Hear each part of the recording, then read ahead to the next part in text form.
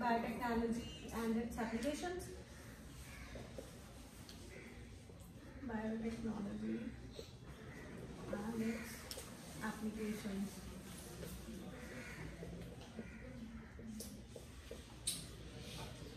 Okay.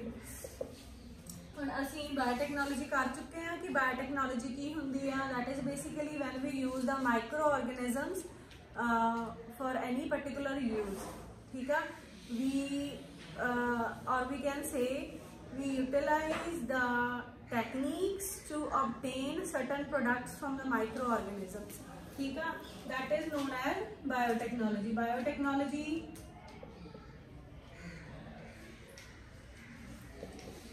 is the branch of science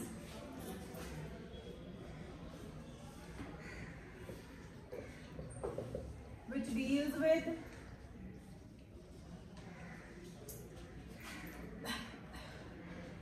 the techniques involved to obtain certain products from microorganisms. ठीक है, for example ਆਪਾਂ कुछ proteins obtain करते हैं, कई microorganisms तो प्लाज्मा obtain करते हैं, है ना, कई एंटी कोएगुलेटिंग फैक्टर्स obtain करते हैं. For example certain medicines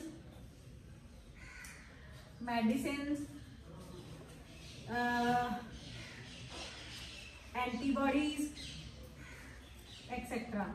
ठीक है, this is biotechnology. Biotechnology not only limits up to animals, it also is extended towards plants. ठीक है, बायोटेक्नोलॉजी दे यूजेस सिर्फ human life they which animals they नाल related ही नहीं हैगे, बट प्लांट्स दे विच भी सानू ओहदे फायदे हुंदे आ टू ऑब्टेन हायर यील्ड या to obtain disease resistant varieties of plants. ठीक है, क्योंकि साडी एग्रीकल्चर दे विच हुण असीं जदों इहदे एप्लीकेशनस करने आ वन बाय वन, असीं पहलां एग्रीकल्चर च करनी आ, फिर असीं इंडस्ट्री च करनी आ, फिर असीं मैडिकल साइंस च करनी आ. ठीक है, सो करता ही रेस करता. So now let's move towards the applications of biotechnology. First, it is in the agriculture ਦੇ ਵਿੱਚ ਹੁਣ ਇਹਦੇ ਕੀ ਯੂਜ਼ਸ ਹੋ ਸਕਦੇ ਆ, ਤੁਸੀਂ ਸੋਚ ਸਕਦੇ ਆ ਵੀ ਕੀ ਯੂਜ਼ਸ ਹੋ ਸਕਦੇ ਨੇ ਐਗਰੀਕਲਚਰ. ਜਿਹੜਾ ਫਰਸਟ ਯੂਜ਼ ਆ, ਜਿਹੜਾ ਕਿ ਮੇਜਰਲੀ ਆਪਾਂ ਦੇਖਦੇ ਆ, ਉਹ ਕੀ ਆ, ਡਿਜ਼ੀਜ਼ ਰੈਜ਼ਿਸਟੈਂਟ ਪਲਾਂਟ ਬਣਾਉਣਾ. Disease resistant varieties are generated, disease resistant plant varieties. ठीक है, generated with help of biotechnology. ठीक है, ओके. और ਇਹਦੀ ਸਭ ਤੋਂ ਵੱਡੀ ਐਗਜ਼ਾਮਪਲ ਕਿਹੜੀ ਹੈ ਸਾਡੇ ਕੋਲੇ, ਤੁਸੀਂ ਦੱਸ ਸਕਦੇ ਆ? Disease resistant plants. BT cotton, Bacillus thuringiensis cotton. ठीक है, BT cotton ਇਹਦੀ ਐਗਜ਼ਾਮਪਲ ਆ. BT cotton basically it is a type of cotton plant which has Bacillus thuringiensis genes. ठीक है, और Bacillus thuringiensis की आ बैक्टीरिया एक. ठीक है, उस बैक्टीरिया का एक जीन असी ये इंट्रोड्यूस किया. केड़ा जीन इंट्रोड्यूस किया? वो एक पर्टिकुलर एंजाइम फॉर्म करता है. ठीक है, सिर्फ तुसी इन्नी चीज याद रखो, बिकॉज इत्थे तुहाडे ये नहीं याद रखने कि केड़ा जीन आ, केड़ा एंजाइम आ. None of your business here. ठीक है, वो असीं पहलां एक होर टॉपिक च कवर अप कर चुके हैं. Bacillus thuringiensis जिहड़ा साडे कोले आपां इंट्रोड्यूस किया कॉटन प्लांट दे विच जीन, वो एक खास टाइप का एंजाइम फॉर्म करता है एंड वो जो एंजाइम बनाता है उस एंजाइम का काम की होंदा है whenever any insect attacks on the cotton plant, specifically bollworm cotton के plant ਨੂੰ ज़्यादा destroy करते हैं ते सारी दी सारी साडी harvest खराब करते हैं। तो ਜਿਹੜੇ ਬॉलवर्म्स ਆ ਉਹਨਾਂ ਨੇ ਜਦੋਂ ਬॉलवर्म ਦਾ ਜਿਹੜਾ ਲਾਰਵਾ ਆ whenever it attack the cotton plant, it bites the cotton plant ਤੇ ਜਿਹੜਾ ਇਹ ਬੈਸਿਲਸ ਥਰੋਇਨਜੈਨਸਿਸ ਜੀਨ ਆ ਉਹ ਇਨਐਕਟਿਵ ਫਾਰਮ ਚ ਹੁੰਦਾ ਪਲਾਂਟ ਦੇ ਅੰਦਰ ਤੇ ਲਾਰਵਾ ਦੇ ਅੰਦਰ ਜਾ ਕੇ ਉਹ ਐਕਟਿਵ ਹੋ ਜਾਂਦਾ ਆ। ਐਕਟਿਵ ਹੋਣ ਦੇ ਨਾਲ ਉਹ ਕੀ ਕਰਦਾ ਉਹਦੀ ਇੰਟੈਸਟਾਈਨ ਨੂੰ ਬਰਸਟ ਕਰ ਦਿੰਦਾ ਆ। After bursting its intestine, the insect got deteriorated, ठीक है, इंसैक्ट खत्म हो जाता है, डेड हो जाता है तो तुहाडा प्लांट जिहड़ा सेव हो जाता। सो हुण एक एनिमल नेचर भी हुंदी जिद्दां हुण तुसीं फॉर एग्जाम्पल ह्यूमन बीइंग्स आ whenever you go at a certain place जिथे कि तुहानूं नुकसान पहुंचदा आ, you will tell 10 of your friends that no, don't go over there, you will be harmed। ते एनिमल्स भी इदां ही करदे, इंसैक्ट्स भी इदां ही करदे, they give signal to their group members so that they won't get harmed। हुण obviously एक insect जिहड़ा मर गया वो तो सिग्नल नहीं दे सकदा ना, बट ऑटोमेटिकली जिहड़ी ओहदी बाकी कलोनी है they observe these things that whenever we eat this particular thing we got harmed, so we should avoid this plant or we don't have to attack that plant। Otherwise जो फिर भी attack करता ही आ तो first bite के नाल ही खत्म हो जाते हैं तो उस जी थोड़ी हारवेस्ट है वो खराब नहीं होंगी, ठीक है। So this is the major use of biotechnology in the field of production in agriculture, ठीक है। फर्स्ट यह आ। सैकेंड इसका यूज जोड़ा है साडे कोले that is in nitrogen fixation. Nitrogen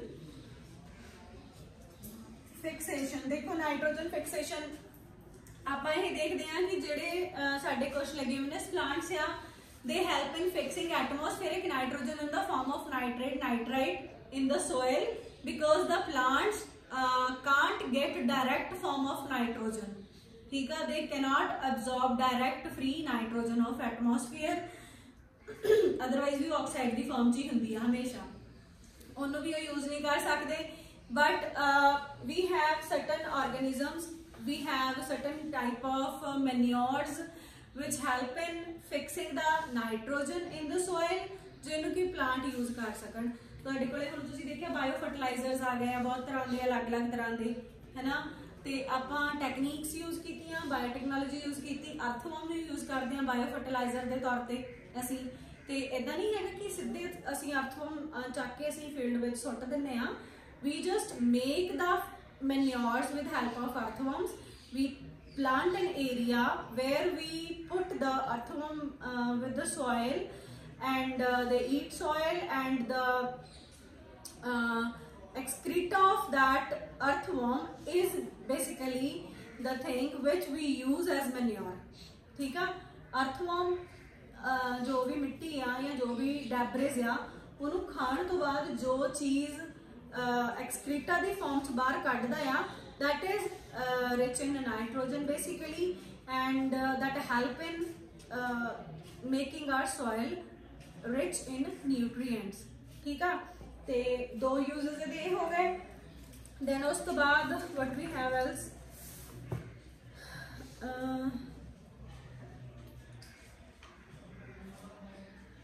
okay then we have कि असी बायोटेक्नोलॉजी नू यूज करते हैं इन फॉर्मेशन ऑफ बायोगैस, ठीक है। Third use is in formation of biogas. हुण इत्थे इन्हें बायोगैस नू प्लांट वाले एरिया च क्यों इंट्रोड्यूस करवा दिता, बिकॉज असी एनिमल डंग यूज करते हैं। बेसिकली एनिमल डंग दे नाल लिटर भी यूज करते हैं, प्लांट लिटर भी यूज करते हैं। लिटर इस दा जिहड़ा कचरा हुंदा प्लांट दा, पत्ते वगैरह या कुछ भी आ, असी जिहड़ा बायोडिग्रेडेबल जिन्ना भी साडे कोले वेस्ट हुंदा है असी वो सारा दा सारा इहदे च पा सकते हैं, ठीक है। स्लरी फॉर्म हुंदी आ, हस्क यूज करते हैं असी जिहड़ी कि प्लांट तो ऑबटेन हुंदी आ।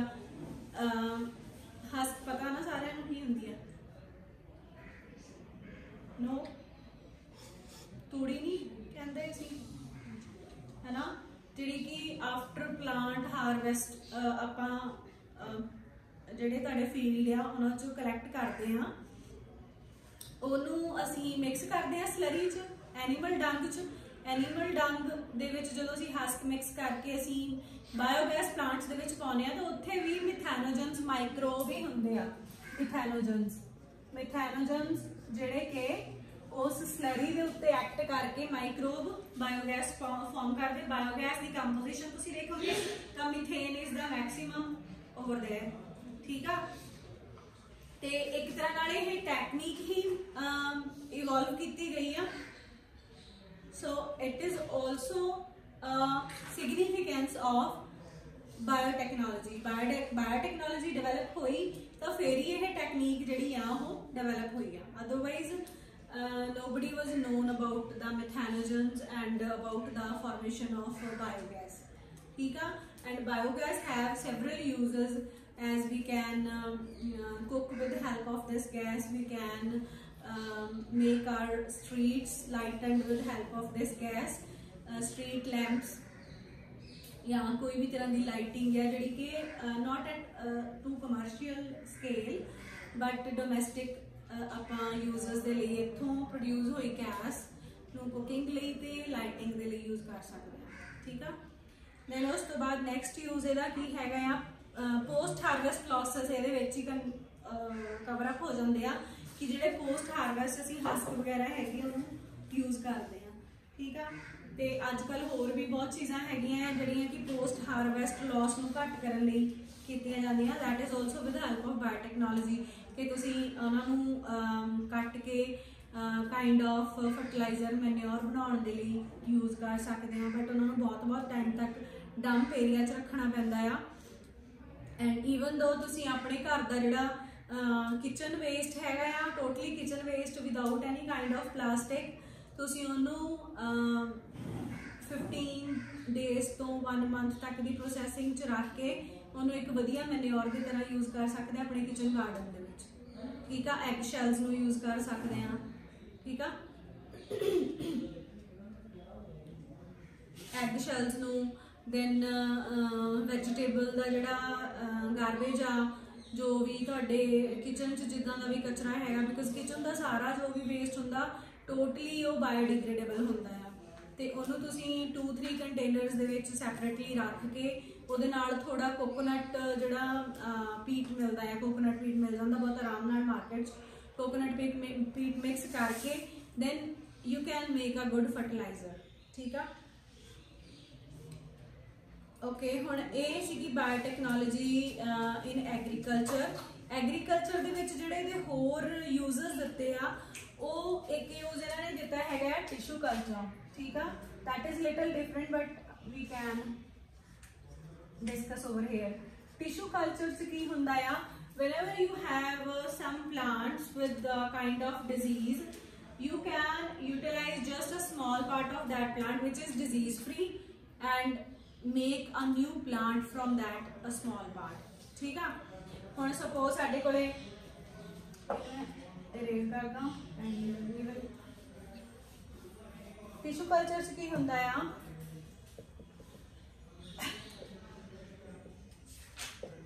टिश्यू कल्चर की हुंदा है, टिश्यू कल्चर दे विच साडे कोले असीं की करना, सपोज आ साडे कोल एक प्लांट आ, ठीक है। इस प्लांट का सारा पार्ट जिहड़ा हैगा आ डिजीज आ, जस्ट साडे तो एक इत्थे एक एपिकल बड आ जिहड़ी कि डिजीज फ्री आ, ठीक है। Only this bud is disease free, बाकी सारा प्लांट डिजीज्ड आ, ठीक है। तो आप की करांगे, सिर्फ इस बड नूं इतों सैपरेट कर लांगे and we can culture it in a laboratory, ठीक है। इनू कल्चर करके असीं पूरा का पूरा प्लांट बना सकते हैं। तो this technique tissue culture technique जिहड़ी आ, इहदे विच साडे तो एम्ब्रियो कल्चर भी आ जांदा आ, ठीक है। मेरिस्टेम कल्चर भी आ जांदा आ एंड होर 2-3 तरह के कल्चरस हैगे जिहड़े इहदे विच इहदे अंडर आउंदे आ टिश्यू कल्चर दे। ते साडे कोले जिहड़ा पार्ट असीं छोटा जिहा पार्ट जो असीं लैणा है कल्चर करन लई, we call that as callus. ठीक है, callus is what? A undifferentiated mass of cells which can lead to a whole plant. ठीक है. Afterward we have cell fusion, hybridization, some clonal variations. ये भी देख लेते हैं कि ਹੁੰਦਾ करता है. Next, biotechnology का use है hybridization. Hybrid S ਦੇ ਨਾਲ ਵੀ ਹੁੰਦਾ, Z ਨਾਲ ਵੀ ਹੁੰਦਾ.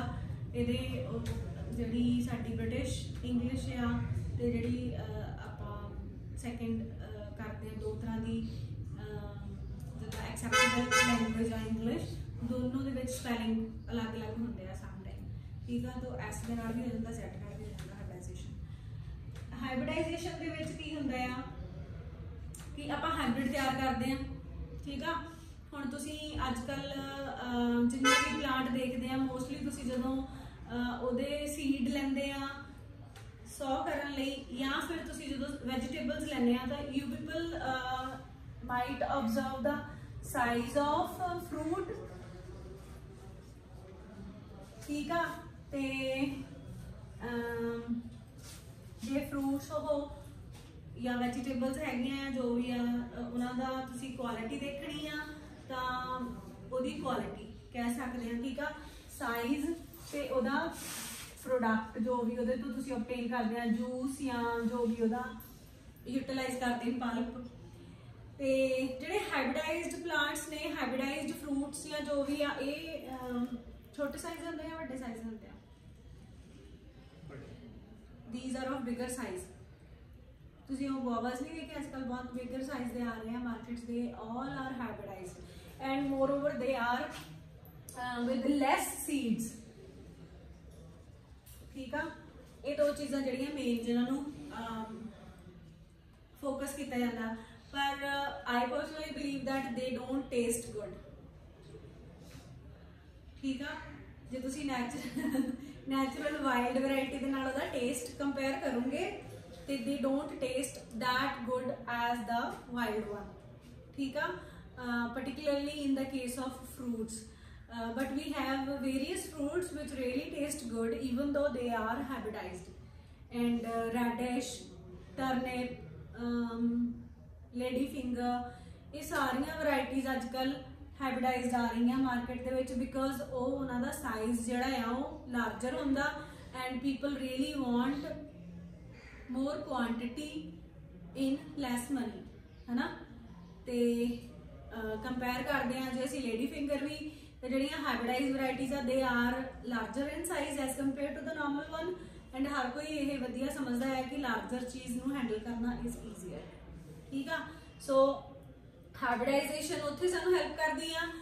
ਹਾਈਬ੍ਰਿਡਾਈਜੇਸ਼ਨ ਹੋਰ ਕਿੱਥੇ ਹੈਲਪ ਕਰਦੀ ਆ? ਜਦੋਂ ਅਸੀਂ ਕੋਈ ਨਵਾਂ ਐਕਸਪੈਰੀਮੈਂਟ ਕਰ ਰਹੇ ਆ, ਕੋਈ ਨਵੀਂ ਚੀਜ਼ ਬਣਾ ਰਹੇ ਆ. ਜਿੱਦਾਂ ਸਾਡੇ ਕੋਲੇ ਨਾ ਬ੍ਰੈਡ ਦੀਆਂ ਵੈਰਾਈਟੀਜ਼ ਹੈਗੀਆਂ ਕੁਝ, ਉਹ ਅਸੀਂ ਹੈਗਜ਼ਾਪਲੋਇਡ ਬ੍ਰੈਡ ਜਿਹੜੀਆਂ ਬਣਾਉਂਦੇ ਆ, ਹੈਗਜ਼ਾਪਲੋਇਡ ਬ੍ਰੈਡ, ਹੈਗਜ਼ਾਪਲੋਇਡ ਵੀਟ ਬ੍ਰੈਡ, ਇਹ ਜਿਹੜੀ ਸਾਡੇ ਤੋਂ ਬ੍ਰੈਡ ਹੈਗੀ ਆ, ਇਹ ਹਾਈਬ੍ਰਿਡਾਈਜ਼ਡ ਵੀਟ ਤੋਂ ਬਣਦੀ ਆ. ਇਹਦਾ ਫਿਰ ਇਹਦੇ ਕੁਝ ਆਪਣੇ ਸਪੈਸੀਫਾਈਡ ਕਰੈਕਟਰਸ ਹੈਗੇ ਆ ਵੀ ਜਿੱਦਾਂ ਇਹ ਸੌਫਟ ਆ, ਠੀਕ ਆ, ਈਜ਼ੀ ਡਾਈਜੈਸਟੇਬਲ ਆ, ਇਦਾਂ ਦੀਆਂ ਕੁਝ ਸਪੈਸੀਫਿਕੇਸ਼ਨਸ ਹੈਗੀਆਂ ਵੀ ਵੀਟ ਨੂੰ ਵੀ ਅਸੀਂ ਹਾਈਬ੍ਰਿਡਾਈਜ਼ ਕਰਦੇ ਪਏ ਆ. ਠੀਕ ਆ, ਦੈਨ ਹੋਰ ਸਾਡੇ ਕੋਲੇ ਕਈ ਸਾਰੇ ਪਲਾਂਟਸ ਹੈਗੇ, ਮਸਟਰਡ ਐਂਡ ਰੈਡਿਸ਼ ਨੂੰ ਅਸੀਂ ਮਿਕਸ ਕਰਕੇ ਕੁਝ ਵੈਰਾਈਟੀਜ਼ ਬਣਾਉਂਦੇ ਆ. ਠੀਕ ਆ, ਇਹ ਹਾਈਬ੍ਰਿਡਾਈਜੇਸ਼ਨ ਟੌਪਿਕ ਚ ਅਲੱਗ ਤੋਂ ਡਿਸਕਸ ਕੀਤਾ ਗਿਆ ਹੈ. Okay, hybridization is also a result of biotechnology. Mean of story is this. ठीक है. Then moving forward, we have cell fusion. That is the same thing. Hybrid is the same thing. Hybridization. Organ culture is the part of tissue culture. I already told you. What else we have? I think this is it about the biotechnology in agriculture. What we have is salt and drought tolerance. ठीक है। Salt and drought tolerance in agriculture ही चलता पे agriculture, salt and drought tolerance.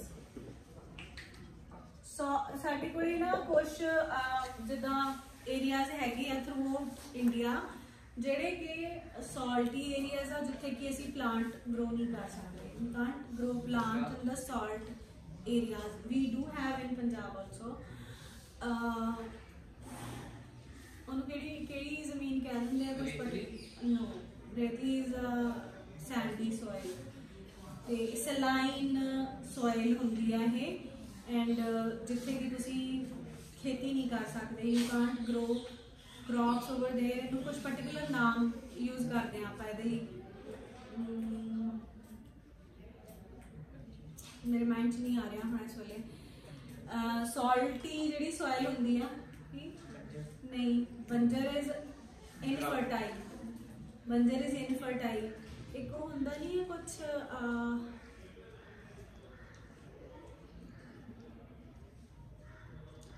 पता नहीं हुण नहीं आ रहा माइंड च नहीं आ रहा है ना।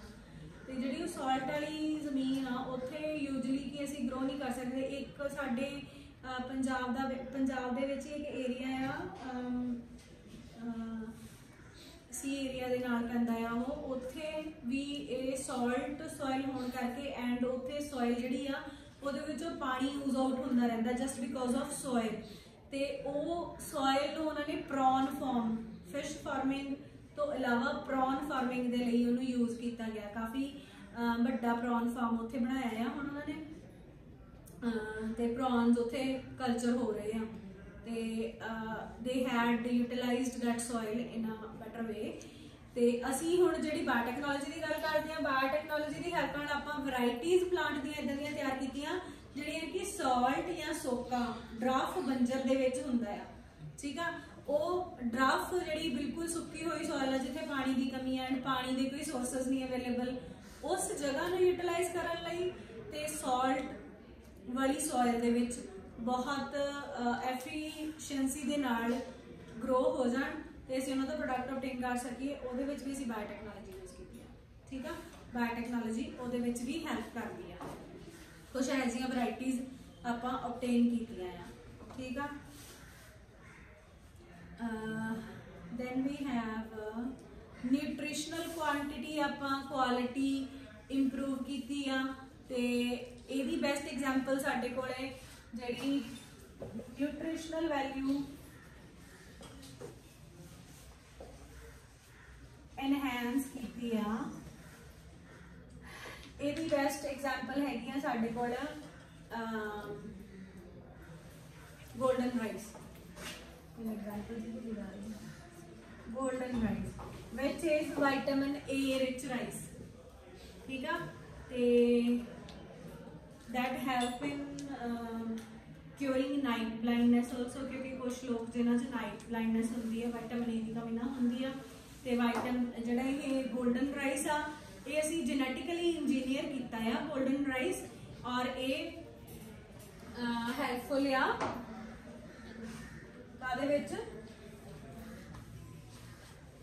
क्योरिंग द नाइट ब्लाइंडनेस, ठीक है।